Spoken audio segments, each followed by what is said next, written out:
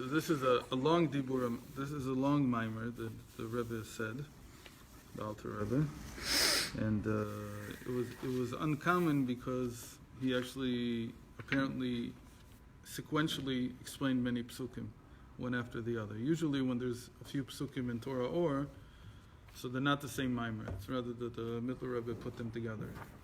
But this one, it's written in a few places that apparently he said this all in one mimer. Okay, so let's see how it starts. It's in Daf Kaf Daled Aleph. Okay, וישלח. וישלח יעקב מלאכים לפניו ולעשיו אחיו. So we all know that Rashi says, and the Maggid makes a big deal out of it, Malachim Mamash. The Imam sent Malachim, he had to send some kind of angels. So you understand that angels have some kind of ability, meaning it was like a Hashbat Malachim, like he used them in some way to do something here. So since everything that it says about Yaakov is also true about each one of us, or at least in certain ways it's true about each one of us, so there is such a thing that you have to use Malachim to gain some connection with Esau, as it were, okay, so ahead of you. So we today have Malachim that are in our service completely. Okay? Like in the same reason that we can record this or whatever, because we've somehow, in some strange way, we've come to learn how to use them, how to use electricity, which in many ways is similar to the same thing as using a malachim. How do we use it? We bring information from afar, or like we make a phone call. So Yaakov somehow he was able to connect with Esau. Of course, there it's on the spiritual level, so it didn't have a physical cleave that he could use. But the idea is that Esau is far enough, and he needs to connect to him right away, in a way that we would do today with a phone call or with a telegram it used to be, or whatever it is that we use. But he sent them in human form. Can, because we also use it in something of a human form. You can use numbers, right?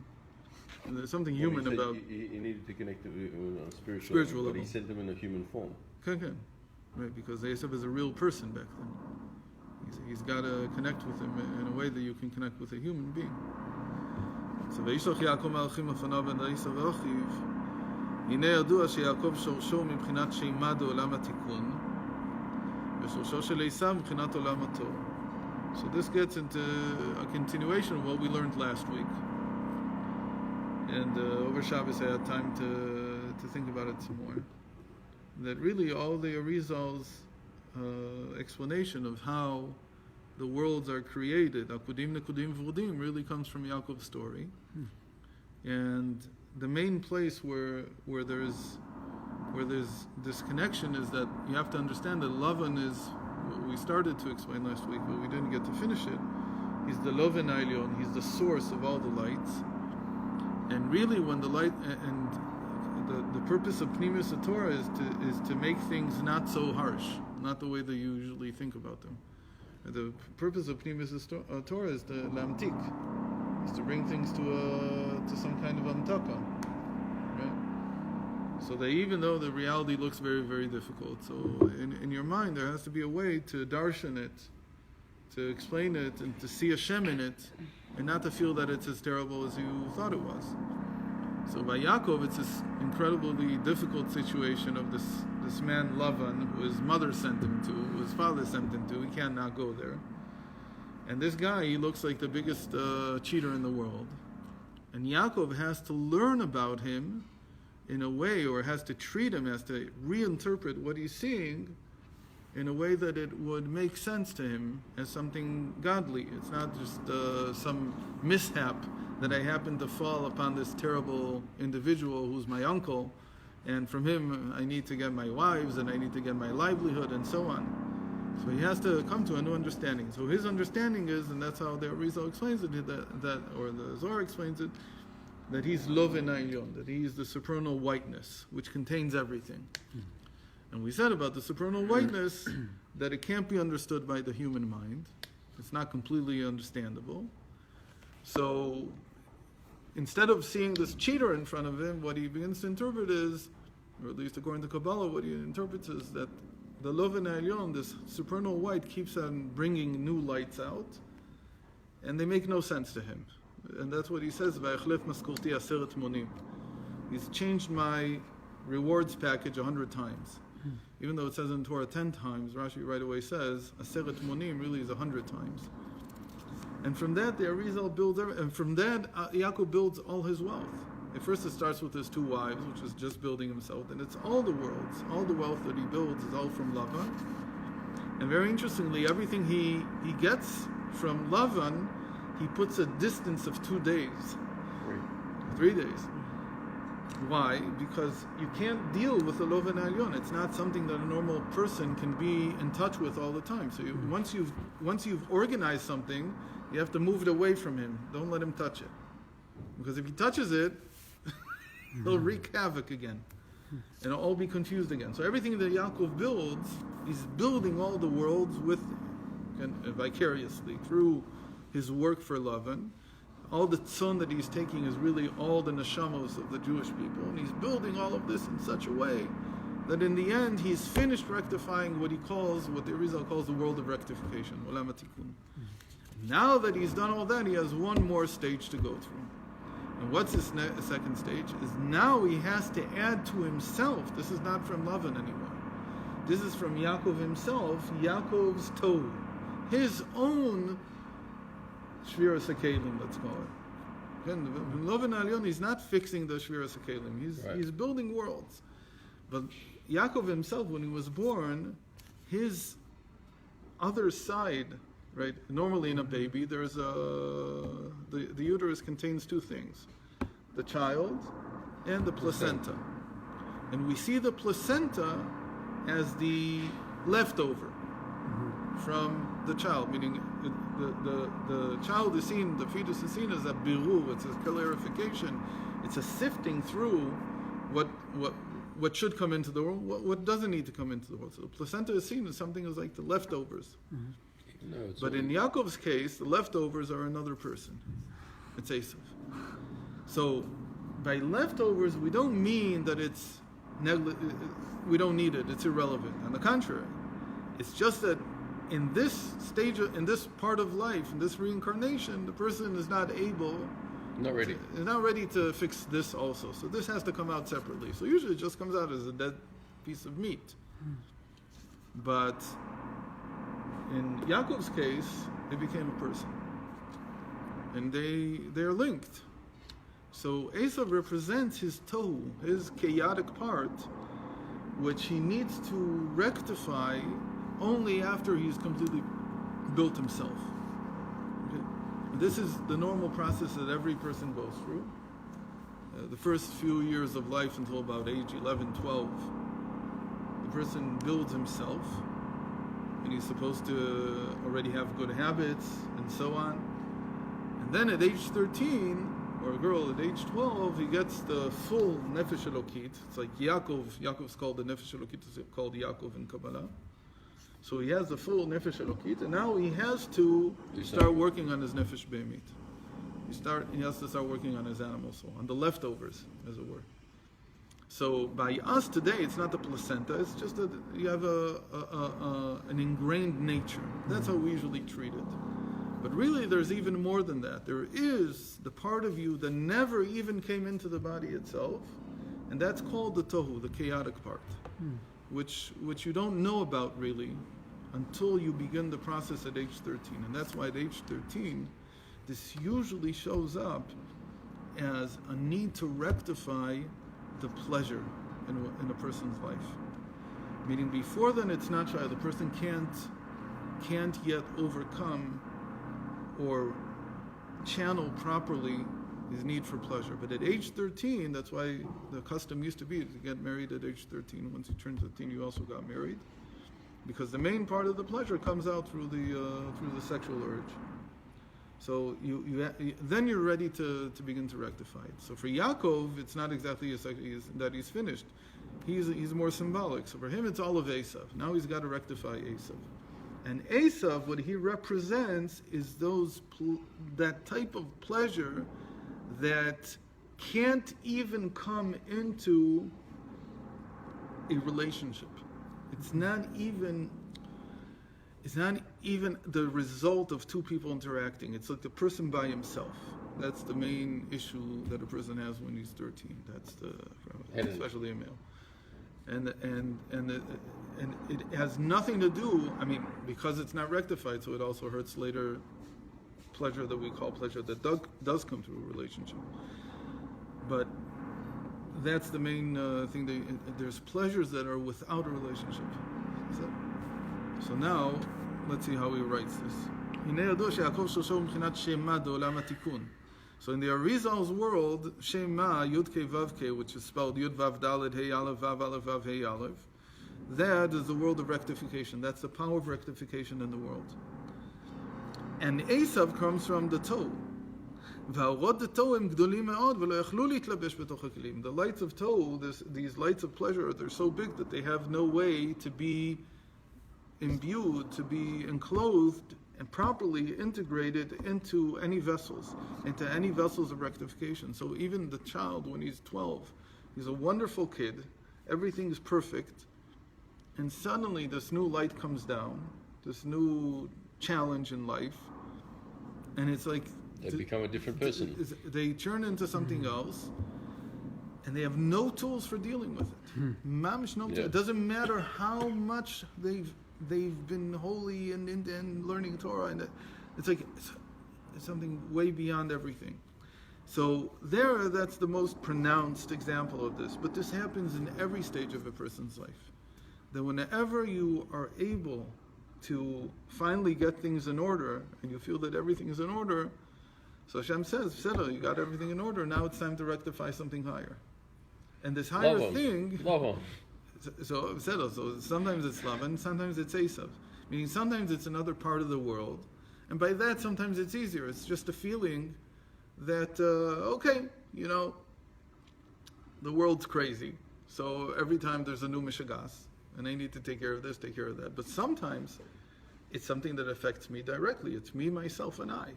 It's between me and myself. It's not, nobody else in the world is to blame. Nobody else gives it to me. Lavan in this case represents the world at large, and Esau is like my other side. And they're two different rectifications altogether. So it's very interesting that here the idea is that you start from rectifying the world, not yourself. It's the whole question. Really? What do you start with? Do you start with yourself, or do you start with the world? Change yourself and change the world. So really what we mean, the life is much more complex than saying the world and myself. It doesn't work that way. It's you in relation to the world is what you start with. That's what you teach a child when he's young, how to deal with the world around him, how to get dressed, how to shower, how to get to school on time, and all these things, which are really in relation to the world. And then suddenly he has to, once he's got that in order, it's still him. I mean, he's building his habits, he's building his reaction to things. And once he has all that in order, now you can start really dealing with yourself. And the part of yourself that until now has not been pronounced in your life, has not been come down into your life. But Yaakov realizes finally that Esau can't be rectified now, that he has to leave him alone. He needs to be we'll get to rectified. that. Hold on. Oh, So it couldn't be part of what Yaakov could have been born with, or what he could have dealt with before. And in that sense, he ran away from him because there was no way for him to really deal with it before now.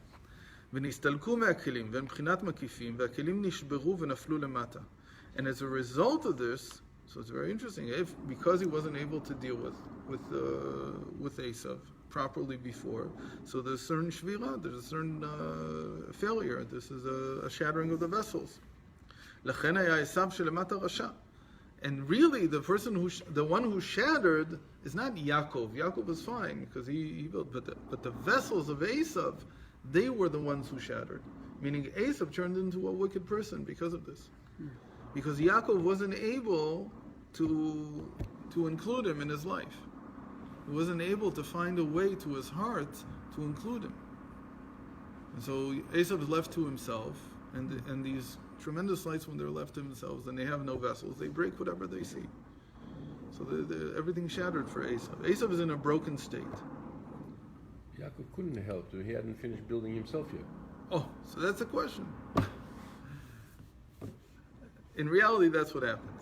Okay, but Okay, to say it in a certain way, yes, we call it, it's very interesting. In psychology, it's called the latency period.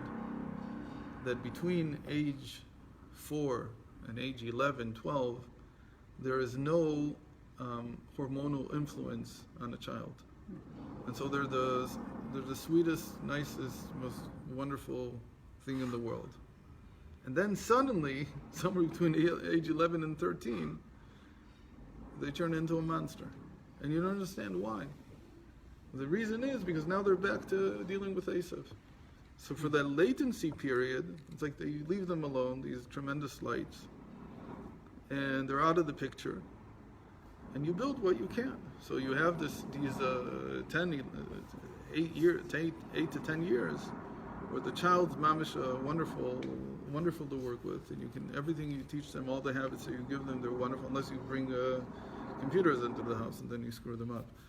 But if you don't have any computers, you don't have any cell phones, so it's very easy. It's almost too easy. And suddenly, when they turn 11, 12, 13, each one, whenever it starts for them, the latency period ends. It's called the latency period because Freud decided it was all related to sexuality. But it doesn't have to necessarily be in sexuality. It could be many, many things. The pleasures that the child has can easily put aside, unless unless the parents like today that they don't know how to do chinuch, so they don't know how to say no, so they don't know how to stop the child from eating sweets, so he becomes already addicted to sweets. But even that addiction is not the type that an older person has. It comes from a much milder place, and it can be easily stopped. In any case, you put it aside, and that's what happened. But when you put it aside, you're going to get it back. It's even more broken than it was when you had to put it aside. In that sense, there's something very basic about it. Again, it doesn't. It just means that the first years of life until age 13, the feeling is one that it's all very easy. Even a child doesn't really lie, doesn't really cheat. All these things are very far away. If they do it like in a very unaware way. They're not aware of what they're doing. They're not conscious of what they're doing. And you can deal with everything very easily. And always give the benefit of the doubt. Always be very soft, and it's all good. But be firm at the same time. But everything, there's no need to shout. You don't need these things. Okay. לכן היה עשיו שלמט הרשע, אבל מצד שורש שורשו במקיפים דתו, הרי האורות דתו הם למעלה מאורות התיקון. But really, Esau represents those lights that, as we said, Yaakov wasn't ready to deal with until now. וכמו שהתברר לכמן בעזרת השם, as will be explained. על פסוק ויקח מן הבא בידו מנחה. We'll explain what it means, that he brought him like a korban. All the korbanos are called menachot in the end. They're all to give nachat ruach before Hashem, is to make Hashem to placate him, placate. I don't know how you say that word. Placate. כמו שנדבר גם כן בפרשת תולדות הפסוק ראה ריח בני. Okay. We'll see that a lot of the makifim they have to do with smell. There's a lot of the rectification of the makifim has to do with smell. In any case, והנה יעקב חשב שעשיו נתברר כבר וחזר לשורשו הנעלה בחינת המקיפים דתו שלפני התיקון. So Yaakov thought that Esau was ready, that he was already rectified, and that his vessels had been fixed already. לכן שלח יעקב מלאכים לפניו ממש. And therefore, when Yaakov sent before him angels, says the Alter Rebbe, it means before, literally. What do you mean before? Higher than Yaakov. The Yaakov understands that this thing called Esau, he represents something that's higher than what I am now. That's why he says lefanav mamash. There's a good question. It's not just malachim mamash. It's also lefanav mamash. That really the lights of Torah are much higher than the lights of rectification. They just weren't able to fix them until now. דהיינו מבחינה שלמעלה ממנו במדרגה אל עשיו אחיו שעירה. And these are called. Where are they all hinted to in the Torah? Where does it say that Esau is higher than Yaakov? So it doesn't say it anywhere, except for the fact that he was the Bechol. With that he sold. But where does it show that even after we finish with Yaakov and Esau, that Esau really represents something higher than Yaakov? So where does it show this? In the parsha of the 8 kings of Edom that ruled before there was a king of Israel. right? That they had a kingdom before we had a kingdom. What that means is that they had a world, there was a world that preceded the world of rectification, the world of Yaakov. And this is what he says here, mלאכים קדמיים, the primordial kings, the Tov, בחינת מקיפים כנען. These 8, they're considered to be surrounding lights, meaning surrounding around Yaakov, around the world of rectification. And Yaakov, what is he? כדי להמשיך בחינת המקיפים דתו אליו למטה בתיקון, שהוא בחינת האור פנימי, ויעיר המקיף בפנימי ויתייחדו יחד. And really Yaakov's goal is to take from those surrounding lights and to integrate them into himself. Really, that's what he wants to do. That's his goal. He has to integrate that placenta, which came out as a whole person, as Esau. He has to integrate whatever he represents into him. ולכן ציווה אותם כה תאמרו לאדוני לעשו. Therefore he even says, say to my master, to Esau. What do you mean to master? He is higher than me. I just have to find a way to integrate him into myself. Im Lavan garti. I lived with Lavan, and here it tells him a remez, which Lavan. We said that the Lavan Elyon is the Galgalta, is the inside of the skull. And the inside of the skull, there's also the mitzvos, but they're not called mitzvos then, because they didn't have mitzvos in the time of the patriarchs. They only had chumras that they took upon themselves. They said they were more stringent with this. So they kept Shabbos, or part of Shabbos. They kept kashrus. They kept all the things that we keep. But not because Hashem commanded them, but because they took it upon themselves. So they had, in all, they had 613. Galti is Taryag, as we all know. So I lived with Lavan. I was up there in the inside of the skull that has, and it's called 613 olchin, ways. It's called there. It's called ways. It's not called ways like paths. Okay? And there it's like a map on the inside of the skull. We talked about this once, about how they connected it with the way that the brain looks. That the more the brain is twisted, it looks like it's twisted. It's not really twisted. It just looks like that. The more it resembles, it becomes like a chotam shokea, like an ingrained, like a how would you say it? There's embossed and engraved. So it's like an engravement that fits exactly how these olchin go, how these paths go inside the skull. So there's a way to get to it through the brain. In any case, im Lavan galti, so I lived with Lavan, which means I kept Taryag mitzvos with him, the same letters, galti and Taryag. Vayhili shor v'chamo, and I even finished fixing all the physical worlds all the way down to shor v'chamo. In Haran. I did all this already. So I'm ready. I'm fixed. I'm ready. I'm 12 years old. 12 and a half years old, and I'm ready to take on your crazy lights. And I know that I can do this. But it all depends on whether you're also ready. And what does it mean for Esau to be ready? It's a little bit different. I mean, how could Esau suddenly be ready? What would change in Esau? What does it mean that he would somehow have some readiness to him? That he could accept Yaakov as his leader. It's a good way of putting it. What is it in the person's psyche? It's that as crazy as these lights might be, they don't want to remain crazy. They want to influence, they want to integrate into the world. They want to come, they want to express themselves in a way that will make sense. They're not going to break and shatter you also. But what can I do that they're not always so rectified? They're not so nice. They come with a bang, and they're very powerful. So for that we need another stage here that we'll talk about soon. Yaakov told him, I have finished rectifying all the worlds, which again, in the person himself, when you say this about the person, I've rectified. I'm ready to perform mitzvahs now. I'm 12 years and 11 months and 29 days, and I'm ready now to do everything. I've learned everything I need. I learned Chumash, I learned Mishnah, I learned Talmud. started learning Talmud. I know halacha. The Rebbe Rashab said that before he became 13, he had made it a habit in his body to do everything according to Shulchan Aruch.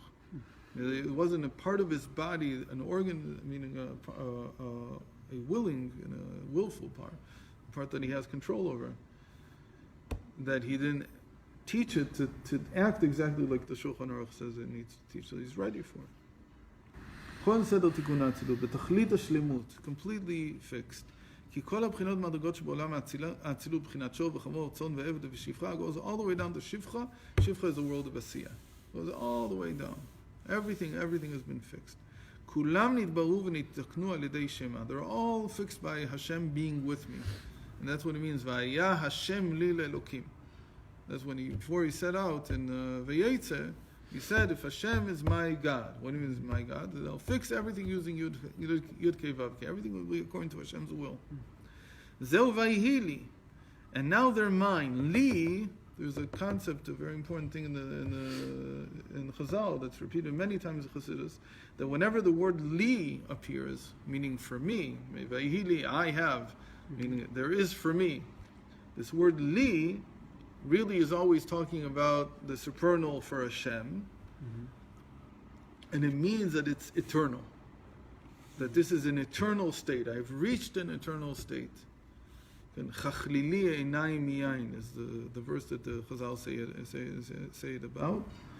They say that every place you can learn from the fact they learned it from that word, that there has to be some additional li in the verse that you didn't need. So here you could just say vayhi or vayu. Li is not necessary. You would have understood it anyway. But in any case, he says, I've rectified everything eternally. It's an eternal state. It's fine. It's fixed. And I lived with Lavan. בחינת לובן העליון, שמשם היה עיקר כוח השפל ליעקב בעל עולם האצילות, לברר לתקן הכל. And like we said, I've lived with Lavan. Lavan is the source of all lights, and from him I received all the effluence, and through this I fixed everything. לכיוון שכבר נגמר, שכן שנגמר ונשלם מלאכת התיקון בשלמות, מעתה ראוי ויכול להיות השראת והמשכת המקיפים דתו. And since this is now all fixed, the entire world of emanation, in all its levels, from beginning to end, so now I can come down into the lower world, into Bria, Yetzirah, and Asiyah. I can come down into the lower worlds and start fixing them. For them I need the strong lights of you, Esau. Your powerful lights, they're what I need. Another way of saying it is that at age 13, or when a person's ready, it means going out into the world. And to deal with what's out, like in childhood, what you're supposed to do is supposed to be in some way secluded, protected, and kind of a little sterile from the world, not fully connected. So you're not dealing with the issues that adults are dealing with. But once you become an adult, so the whole idea is now you're going to need a lot of strength and a lot of lights, very strong lights, in order to conquer the three lower worlds, the world of creation, the world of formation, the world of action. And for that I need you, Esau. And now you can bring down these great lights of yours that are like encircling lights, and I can integrate them. And in general, unless Yaakov is ready for this, he can't call upon Esau. It's not time yet. And Zohar says that you can't bring a blessing down into a place that's empty. It has to be filled. It has to be complete. It has to be fixed. And again, it means that the person has a schedule. He has a routine. He's built as a person. He knows how to deal with things without getting too angry, and so on and so forth. So that's why he didn't come when his mother sent for him. Right. He had not finished yet. Yeah. Only in a complete place. But now Yaakov, he's related to as a complete place, meaning a finished state, a steady state. And in this place now you can bring down these lights from Esau. and tell you to come now because now I'm ready for you. Again, he repeats the same thing in many, but there's a lot of hints in each time that he repeats it about what he wants to gain from. Every time he repeats it, he says a little bit different. In this case, he says "Limtzo chen beinecha," to find grace in your eyes. That's how you would translate it. But chen is a very specific meaning in Torah, which we're not going to get into now. Maybe the rest of the week, when we come where it's more important, maybe we'll get into chen. There's two different types of chen: Limtzo chen and nesiat chen. In Hebrew, you don't find, it's not just you find grace, Limtzo chen, but rather you also nesiat chen, you're nosechen. Nosechen means to be, it's related to the word for paradox, nesiat afachim, to carry two things, but it's like to carry grace. It's a different state of chen altogether. Reb Nachman begins Liktei Moharan with this famous Torah about chen, that when we're in exile, so the chen is with the nations of the world, it's not by us. So this is really what Yaakov is saying. I was in exile until now. Now I want to lead. And to lead, I have to receive the chen from you. I have to find the chen in your eyes. You have to find me graceful. You have to find me to be beautiful. Can I ask a question? When he sends the Malochim to Esau, he says to him, "You don't need to worry about me. Yitzchak's brachos haven't come to pass yet. I don't have the prestige like I'm." Good. What does he say? He calls it. Again, you don't have to worry about it happening in this lifetime. Right. So there should be no animosity between us. Yeah. What he's saying. So if he's acknowledging the fact that he hasn't achieved that status, is he then acknowledging that he's not really ready? If he doesn't have the stature, in the community of being the one for people to come to. Yeah, the subtext is, I won't achieve this without you. Right. That's the subtext, I think, that he's trying to get to him. Is that, don't worry, this is not going to happen, so come to me. Together, maybe something will happen. Right? That's really the one that he's talking about. For me to become somebody important, in the end, you have to work under me. If you won't work under me, we're not going to do anything. So it's not really the way you envisioned it until today. Until today, you thought it was me against you. But really, we have to work together. If we work together, then I can become the Gvir.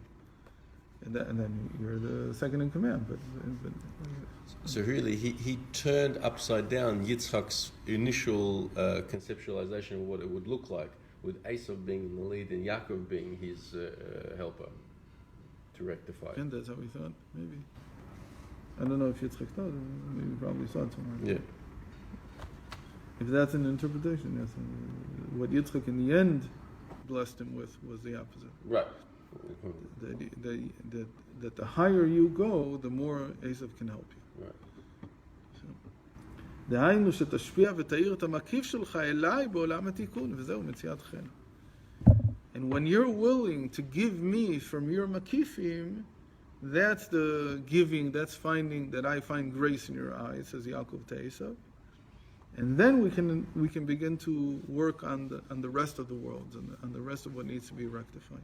What he's coming to the conclusion is, Yaakov, what he understands and what he's trying to convince Esau of, is that we both come from the same father and mother. We both believe in the same things in the end.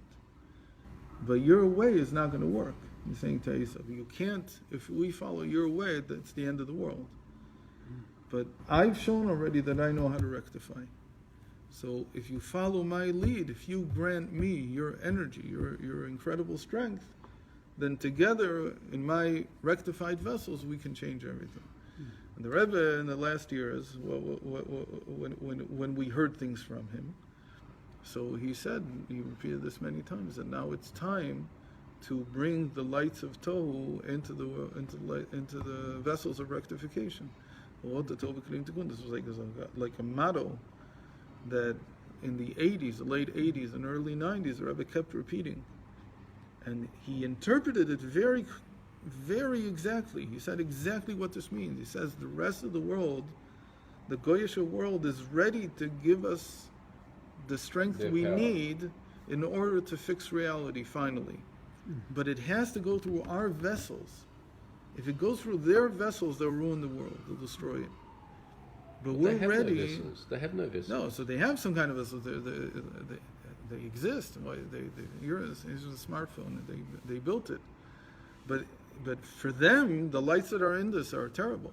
That's why you didn't run away from this. As I say, in the end, I don't see the vessel. I see the lights. Look at what kind of lights you're getting from this. What do I need this for? The Rebbe said, but if they're willing to give the tool, even the way that they built it, but allow us to fashion it in the way that it really should work, and for the purposes that it should work, meaning it's not exactly laissez-faire. It's not, free market completely. Mm-hmm. The free market allowed you to advance very much, but in the end, have you made the world better or not? Or do you feel that maybe this could even destroy the relationship? In some ways, it's destroyed so many things now because of the internet. A lot of things have been destroyed very quickly. The family, gender, a lot of things have been destroyed. Culture. Learning. I brought this statistic that last year there was 75% of the people in the world didn't even read a single book. That's because they spend 9 hours of every day on the internet. Because they're reading. There's no time. They have no time. It's like the attention span has gone down and down. 9 hours. So is what the are you average. doing with this? So we're saying to them, look, if you continue down this path, the world is going to be destroyed. Even though on the face of it, these are good things, or Conceptually. but they have to be brought into rectified vessels. And you don't know how to do rectified vessels. It's not your thing. We've shown that we know how to do rectified vessels. The proof is that we've been around here for 3,500 years, and we've been able to make it through every single change that ever existed in the harshest of conditions. So we know how to build a world. Okay? That's what, under changing circumstances. That's basically what Yaakov was under. Like every 2 days, Lavan would come with a new idea. Let's do this, let's do that. It says, I knew how to work with Lavan and create a rectified reality that I had built.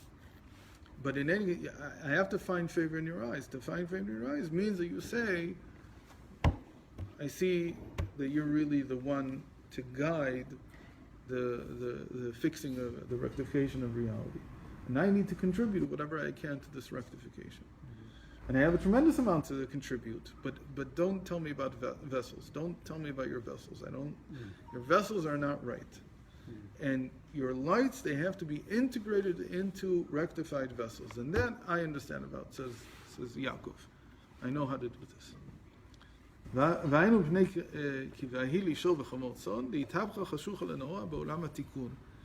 And most importantly, that I've shown, this is another thing now that he adds, a new thing, that I know how to transform darkness into light. I know how to take the harsh things and to sweeten them. That's itapcha chashucha lenahoa. And more importantly, why is he saying this to Esau? Because we have this klal, the tov kodem letikun, that the order in the world is always first darkness, then light. First the chaos, then the cosmos. First there's bitterness, then there's sweetness.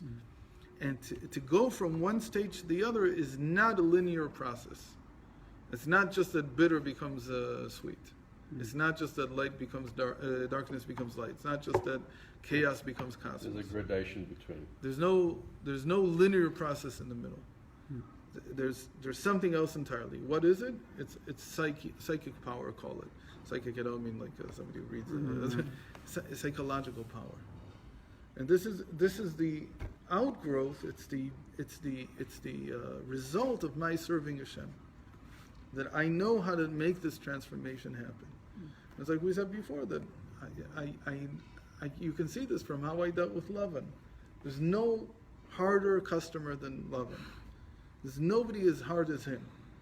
But I knew how to how to take the harshness, the difficulty of living with him, and turn it into something incredibly sweet. And look at the family that I built and the wealth that I built out of this person.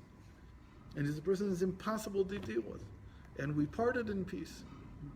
In the end, no, it parted in peace. And what was the stipulation of the peace? What was the condition? Don't come across my side either. Because again, if you come across the same thing that you said before, 3 days in between my flocks and yours.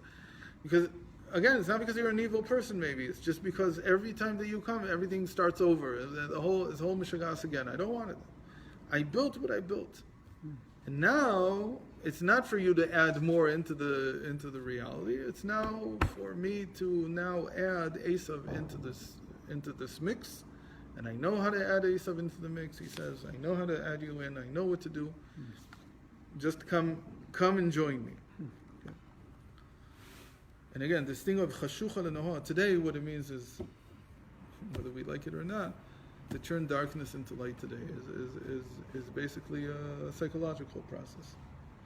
It's how do you take somebody who's broken psychologically, or who thinks he has a gender problem, he has this or has that, and you transform him, and you teach him that this thing is actually can be transformed into something good.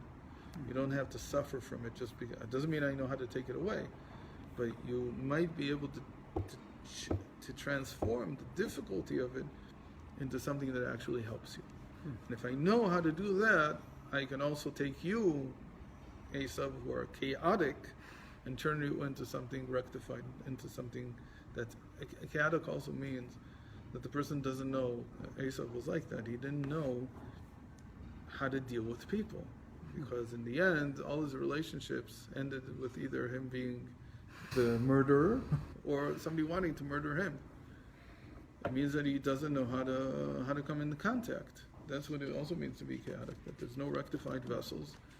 And that, as I was saying, that's such an amazing thing that in the end, Yaakov is able to leave Lavan with peace. And it's an incredible achievement. This is, in the end, I found a way to deal with him. I found a way to not break all the vessels because of our relationship.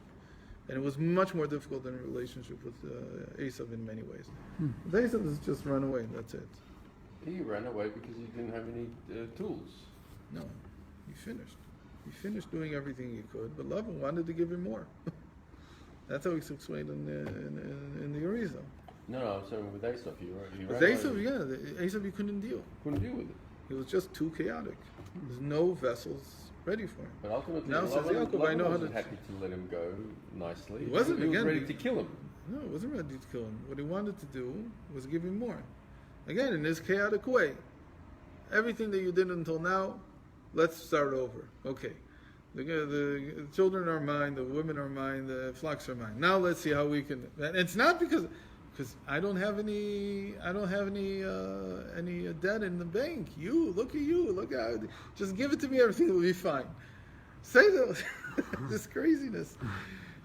Yaakov doesn't fall for it anymore. He says, "Okay, thank you very much. I've received enough of your kindness, and from now on, I'll be okay. I'll okay." Yeah. Sometimes that's what you have to say to the Lavan Elyon. Okay, so I understand. It's enough for now. I have to go home. Okay, so Yashuva Mלאכים el Yaakov. Now it continues with the next pasuk. So the angels came back. And they said, "Banu alachicha el Esau." We came to Esau. V'gam olech likratcha v'arba'amot ishimo.